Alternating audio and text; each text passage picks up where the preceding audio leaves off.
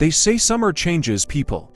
I didn't believe that until this one. I was just supposed to work, make smoothies, save a little money, and survive my mom's idea of responsibility. But then he showed up, Aaron John, the beau who once made my life miserable, now behind the same counter, smiling like he owns the place. I thought it'd be the worst summer of my life. Turns out, it was the one I'll never forget. This is Blended Hearts.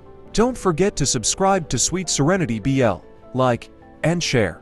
More stories that'll melt your heart are coming. I always thought summer was supposed to be about sleeping in, scrolling through my phone until noon, and pretending I had my life together. But no, my mom had other plans. She said something about responsibility and work experience, which apparently meant signing me up for the one thing I feared most, a summer job, and not just any job, a smoothie bar. Don't get me wrong, I like smoothies. They're sweet, colorful, and full of sugar. Everything my mom says will ruin my focus. But making them for other people, that's a nightmare. I've seen those videos online where customers argue over too much ice or not enough mango. That was going to be my life for the next 2 months. The kicker, the bar was in the middle of one of those overly trendy shopping streets in Guangzhou, where every other person looks like they just stepped out of a fashion commercial. And me. I was just Jace. Awkward, introverted, and permanently allergic to social interaction before 10 a.m. When mom told me she'd already filled out the application for me, I laughed, thought it was a joke. But then she dropped the printed schedule on my desk, all highlighted in pink and smelling faintly of her victory. You start Monday, sweetheart. Try to smile this time. Okay, smile. Sure. Maybe after crying for 2 hours first. That night, I lay in bed staring at my ceiling fan, counting its rotations like it held the answer to escaping adulthood. I imagined myself blending fruits for rude strangers, wiping tables sticky with melted yogurt, and trying not to die of boredom. But that wasn't the worst part. The worst part was realizing who I'd be working with. See? The world has this cruel sense of humor. There are billions of people in China. Billions, and yet somehow, fate decided that my coworker, for this entire summer, would be Aaron Lin. Yeah, that Aaron. The guy who used to make my life miserable back in middle school. The guy who called me Mr. Perfect because I once accidentally got full marks in math. The guy who somehow managed to annoy me by just existing. We hadn't spoken much since then. He'd moved to another district for high school, and I honestly thought I'd never see him again. Until mom mentioned his name like it was no big deal. Oh, you know Aaron, right? His uncle owns the smoothie bar. You'll be working with him. I nearly dropped my chopsticks. Of all the people on this planet, him? I tried to argue, of course. Tried to reason that there were probably labor laws against making two natural enemies share the same blender, but mom was immune to logic. Maybe you'll become friends again, she'd said. Friends, sure, and maybe mangoes will start blending themselves. The next day, my last free day before stepping into smoothie servitude, I spent trying to mentally prepare. Which basically meant binge-watching food prep videos and Googling how to survive annoying coworkers. Spoiler alert, none of the advice helped. In the afternoon, I went to check out the place. Berry Bliss Smoothie Bar. The name sounded like it was created by someone who'd had too much caffeine and optimism. The sign outside was bright pink, with little strawberries painted around the edges. It was small but clean, with glass walls that let sunlight pour in, making everything look too cheerful for my taste. Inside, the smell hit me first, a mix of fruit, sugar, and something floral. There was a soft hum of blenders, the chatter of customers, and pop music playing just loud enough to make my head bob against my will. And then, I saw him. Aaron. He was behind the counter, wearing the Berry Bliss apron like it was custom made for him. His hair was a little longer now, swept to the side, and his smile, he actually had one of those smiles that could make someone forgive him for being annoying. For a second, I thought he didn't recognize me. But then our eyes met, and his grin whitened like the universe had just handed him a punchline. Well, if it isn't Mr. Perfect himself, he said, leaning on the counter. Here for your first shift, or just checking if we serve ego smoothies. I groaned internally. He hadn't changed. Just looking around, I muttered, didn't realize clowns worked here now. His laugh was quick, loud, and annoyingly attractive. That kind of laugh that made other people turn to look, and yeah, they were looking. Great. Day 1 and I was already in a public rivalry. He tilted his head. You start tomorrow, right? Dead or rest that pretty face. You'll need energy to keep up with me. Pretty face. I blinked. That was new. He used to call me nerd, robot, math bro, not pretty. I wanted to say something clever, something that would shut him up, but all that came out was a weak, we'll see. And before I knew it, I was outside again, heart thumping like I'd just escaped something. The walk home was a blur. All I could think about was his voice. How different it sounded now. Deeper, smoother, and his smile. Damn that smile. Why was it still in my head? That night, I couldn't sleep. Every time I closed my eyes, I saw his stupid smirk, heard his teasing tone. The same guy who used to push my buttons was now kind of good-looking. No, no, no. I refuse.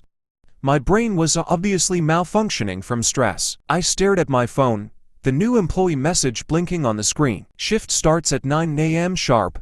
Be early. Wear black jeans and the provided apron, Aaron. He even texted like he owned the place. As I set my alarm, I couldn't help but think about tomorrow, the beginning of the job I never wanted. The start of a summer I'd probably regret, but somewhere, deep down, beneath all the sarcasm and dread, a small, stubborn voice whispered, "What if this summer turns out different?" I ignored it, rolled over, and pulled my blanket over my head. But even then, I couldn't shake off that strange flutter in my chest, and I really hated that it had Aaron Lynn's name written all over it. The next morning, I woke up earlier than I had in months. Not because I was excited, of course. Let's be clear about that. But because my anxiety decided sleep was optional. I stared at my reflection in the mirror for a full 5 minutes. The black jeans looked fine. The berry bliss t-shirt was a bit too pink for my liking. The apron, way too cheerful. I tied it on anyway, muttering a silent prayer that I wouldn't embarrass myself before noon. When I got to the smoothie bar, the air was cool and smelled faintly of strawberries and sanitizer. Aaron was already there, of course. He leaned against the counter, sipping a drink and looking irritatingly confident. "You're early," he said, raising an eyebrow. "Didn't think punctuality was your thing. Didn't think smugness was yours." I shot back, hanging my bag. He grinned. "Oh, Jace, it's always been my thing." The shift started slow. He showed me how to operate the blender, where to find the fruit, and how to smile without looking like I was dying inside. Every time he leaned in close to point something out, I'd catch a whiff of his cologne, citrusy, clean, and annoyingly addictive. I hated how aware I was of it. By mid-morning, the line stretched out the door. I was still struggling to remember the difference between a mango magic and a peach paradise when it happened. The disaster. A girl in oversized sunglasses ordered a triple berry blast with almond milk and extra honey. Easy enough, I thought. I tossed in the ingredients, hit blend, and forgot to put the lid on properly. A roar of the blender, a splatter, a scream. Blueberry carnage, everywhere. The counter, the walls, my shirt, even Aaron. His once white apron was now Jackson Pollock painting of fruit chaos. For a full 3 seconds, no one said a word. Then Aaron blinked, wiped a blob of smoothie from his cheek, and said, "Well, at least it smells nice." The customers laughed.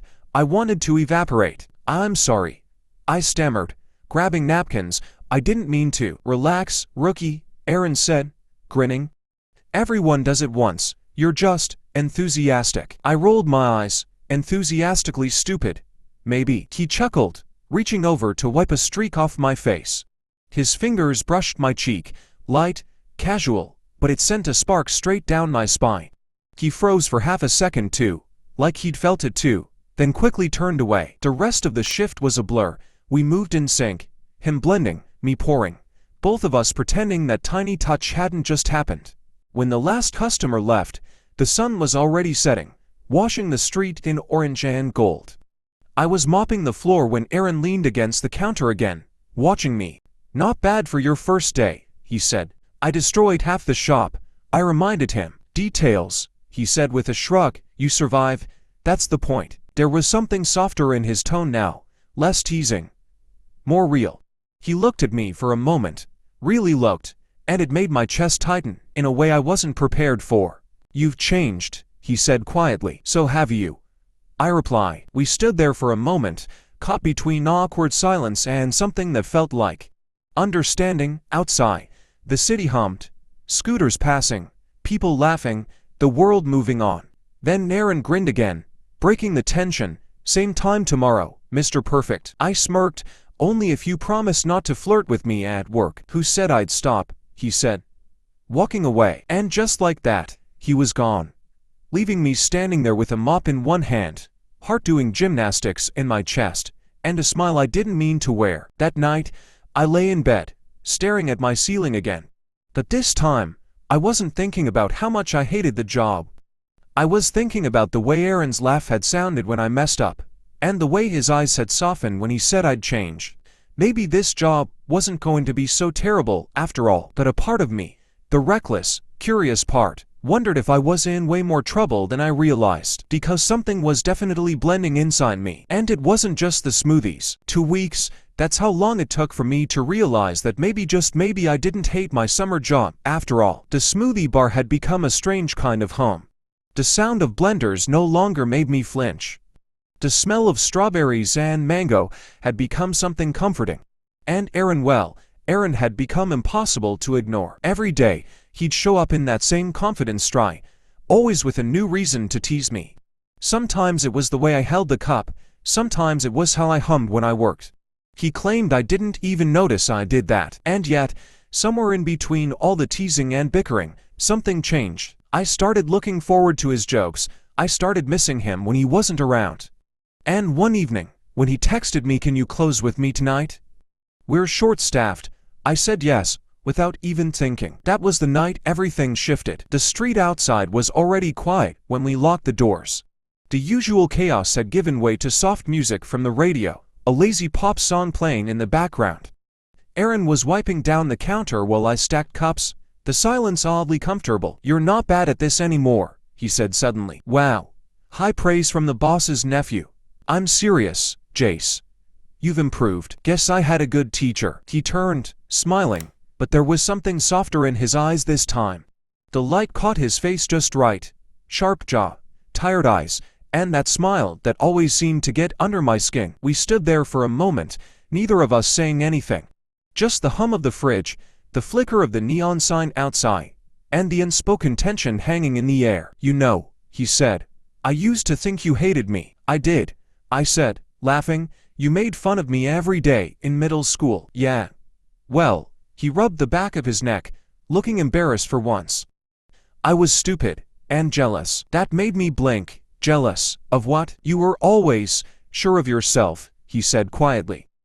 "You didn't try too hard to fit in. People liked you for that. I didn't know how to deal with it, so I made jokes, dumb ones." There was something raw in his voice that I hadn't heard before. It made my chest tighten. "You're not that guy anymore," I said softly. He smiled faintly. "I hope not." The song on the radio changed then. A slow, soft tune that filled the silence between us. Aaron glanced at the speaker, then at me. "You dance?" I laughed. "Only if you count tripping over my own feet." He grinned and stepped closer, holding out a hand. "Come on. For the record, I'm terrible too." I stared at his hand for a second, hesitating. But something about the moment, the soft lights, the quiet air, the way he was looking at me, made it impossible to say no. So I took it. And suddenly, we were swaying in the middle of Berry Bliss Smoothie Bar, two idiots in aprons, dancing between blenders and empty cups. It was awkward at first. His hand was warm on my waist, mine was trembling slightly on his shoulder. "See? You're not that bad," he murmured. "You're lying." "Yeah," he admitted, smiling, "but it's working." I laughed, nervous, breathless. His thumb brushed my wrist, and something inside me fluttered so hard it almost hurt. When I looked up, he was watching me closely, eyes softer than I'd ever seen them. "Jace," he said quietly, "I like you." The words hung there, suspended in the air like a secret neither of us could take back. I felt my heart stumble. "You. What?" "I like you," he repeated, voice steadier now, "and I don't mean just as a friend. I don't know when it happened. Maybe when you splashed blueberries all over me, maybe before that, but it did." For a second, I couldn't breathe, because the truth was, I'd been feeling it too. I just hadn't had the courage to name it. "Aaron," I whispered, "you're unbelievable." "Is that a no?" "It's a shut up before I do something stupid." And then I kissed him. It wasn't perfect, my hand knocked into a blender, and he almost laughed against my mouth. But it was real. Sweet and awkward and warm and everything I didn't know I wanted. When we finally pulled back, we were both smiling like idiots. "So," he said, brushing my hair out of my eyes, "was that your first smoothie bar kiss?"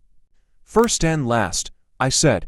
"I don't think anyone else could survive my disasters." He chuckled, pressing his forehead against mine. "Good.